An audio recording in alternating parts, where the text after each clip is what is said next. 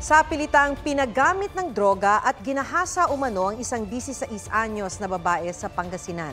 Ang suspect kakilala ng pamilya ng biktima.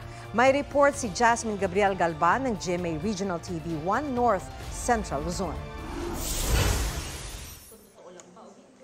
Himas rehas ngayon ang 46 anyos na lalaking ito sa Orbistondo, Pangasinan.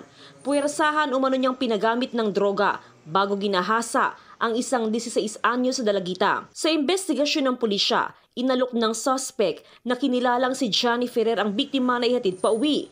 Dahil magkakilala naman daw ang kanilang mga pamilya, sumama ang biktima sa suspect. Pero, imbes na ihatid sa bahay, dinala raw nito ang biktima sa isang lugar at tinutukan umano ng baril. Therein din ma'am is napagamit nga niya yung bata hanggang sa nabangag na rin yung bata, nakatulog. Doon nangyari na yung panggagahasa. Madaling araw na raw nang may makakita sa biktimang naglalakad sa kalsada na tila wala sa sarili.